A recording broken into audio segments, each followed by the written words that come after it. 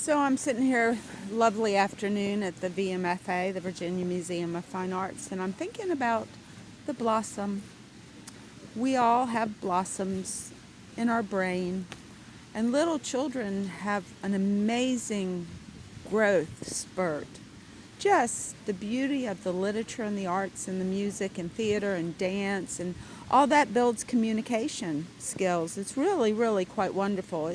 It's not exactly the same as therapy, but it kind of is. It's to be able to express yourself in creative. That's one thing I loved about art was I was like, oh my God, that person's so interesting how they express themselves.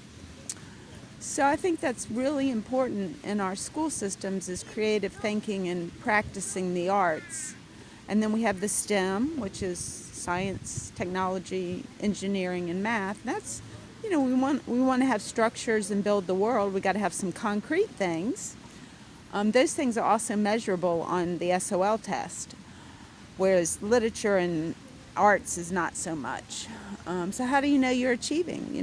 Why do we have to achieve in the arts? Why can't we just enjoy it and build rapport with people and our friends in a good way in community? The leaves are the sports and the physical fitness. And I see in poor areas that I've been to that a lot of the kids don't know how to swim. And swimming is such a joy for children. And safety is so important. And we did swim team, which is just a wonderful, wonderful sport for family and community and individual. You compete against other teams. You wear the really cool suits, the jammers. The boys wear the jammers. They have goggles. Start them at age 5. And it builds character because it is a discipline. You got to show up at that pool and swim 2 hours a day in the summer. It builds community to have your children doing an activity that's so wonderful that you can show up and enjoy it with other people. And you cheer for even if they can't hear you, you all cheer when your children are swimming and get ribbons.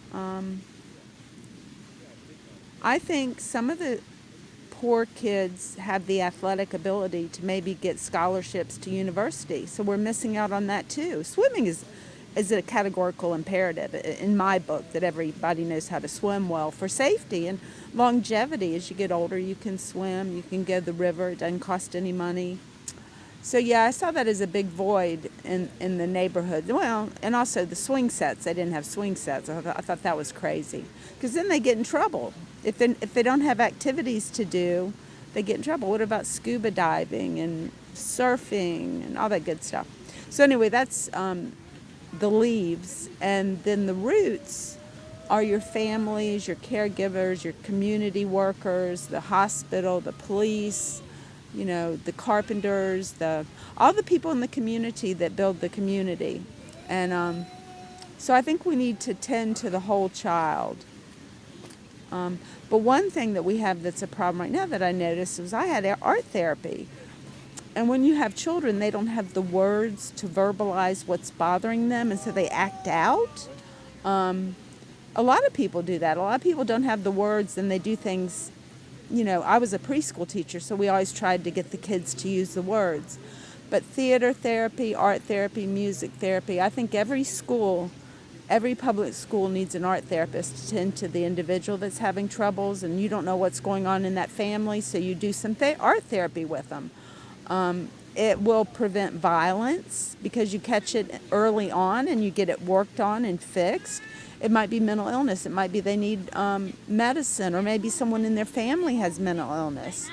But the cost of an art therapist of $60,000-$70,000 a year plus a company car will circumvent so much money in prisons. It just will. I mean, you will not have people. It will help. They can do classroom activities, individual activities, and also small group.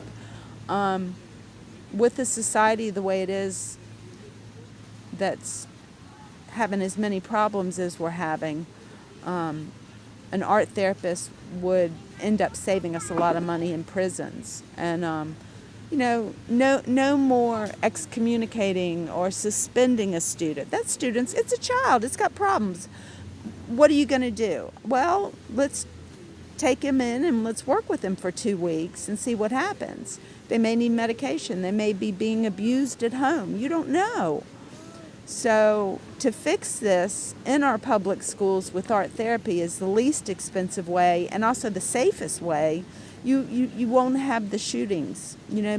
Well, this person's isolated. He's acting unhappy. Well, let's pull him in and find out. The teacher will notice that. She can say, well, he needs to come and talk to you. Art therapy is such a wonderful program in public schools.